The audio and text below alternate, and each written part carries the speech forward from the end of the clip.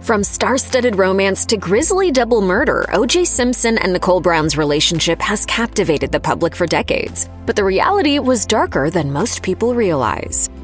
Nicole Brown documented 17 years of abuse claims at the hands of O.J. Simpson in a diary. Personal accounts of at least 60 alleged beatings by her ex-husband were later recovered, with Nicole claiming that she was first physically assaulted by her then-husband in 1978. Brown's harrowing journal entries paint a picture of a battered woman fighting for her life. One entry reads, "First time he beat me up, started on the street corner of NYC 5th Avenue at about 9, threw me on the floor, hit me, kicked me, we went to the hotel where he continued to beat me for hours." In another entry, she claimed, "OJ threw me against walls in our hotel and on the floor, put bruises on my arms and back. The window scarred me, thought he'd throw me out." Nearly 2 decades of abuse were detailed in Brown's chilling diary, including her decisions to fake biking accidents to hide the true nature of her injuries. In one instance, Brown recalls being 2 months pregnant with their son Justin when Simpson allegedly pointed a gun at her and demanded her to get an abortion. The diary entries weren't included as evidence in OJ's trial for double murder, as the out-of-court statements were ruled inadmissible as hearsay. Nicole Brown called 911 multiple times while living with O.J. Simpson, but little was ever done about her numerous claims of domestic abuse. According to police reports obtained by the Los Angeles Times, Brown hid in the bushes outside her and Simpson's former home in 1989 while she begged officers to do something about the football star's pattern of violent behavior. A woman came running out, a tall blonde woman came running out, and she was yelling, "He's gonna kill me, he's gonna kill me."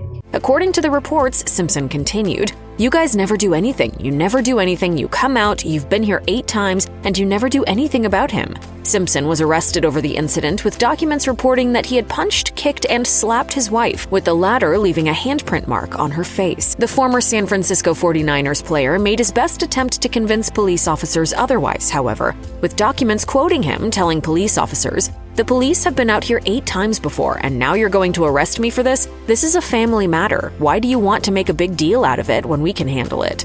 Simpson ultimately pleaded no contest to spousal battery charges, but was given unprecedented leeway at his sentencing. The former NFL star was given 0 jail time and was instead required to complete a year-long treatment program for abusive husbands. Simpson handpicked his counselor at the time and received his therapy sessions over the phone, despite the prosecution team's dismay. O.J. Simpson was anything but the ideal husband. The father of 5 opened up about some of his past regrets in the documentary O.J. in His Own Words, which was released in 2014 by his former manager, Norman Pardo. In it, he said, "I was unfaithful to both of my wives, and it's what I've regretted most in my life." While Simpson didn't go into details, it's reported that his year-long affair with model Tawny Katane led to Nicole Brown's decision to file for divorce in 1992. Robin Greer, a former friend of Brown's, witnessed the affair firsthand, and she recalled the details in the documentary O.J. Made in America. In the film, she said, "Nicole knew he had affairs, and it drove her crazy. I think he even blamed his affair with Tawny Katane on the fact that Nicole got fat when she was pregnant, and he didn't want to have sex with her." He was pretty darn brazen. Simpson's wandering eye caused a strain in their relationship even before the two walked down the aisle. A former friend of Simpson, Thomas McCollum III, witnessed the football star's unfaithfulness in the late 80s. He went out of his way to almost rub it in her face. He'd be in Las Vegas at a show and be holding hands with another woman.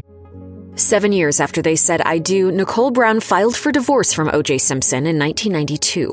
While their love story may have ended on paper, Simpson's jealous temper remained. While Brown had moved out of her and the football star's Los Angeles home and into a Brentwood mansion, her problems involving her ex-husband didn't disappear. Several witnesses claimed to have seen the juice peering inside the window of her Brentwood home after their breakup in a complete invasion of privacy. According to Jeffrey Toobin's 1996 book, The Run of His Life, per E! News, a journal entry written by Brown in June 1994 painted a picture of Simpson's alleged unyielding control of her life. According to the entry, Simpson threatened her, saying, "You hang up on me last night, you're gonna pay for this.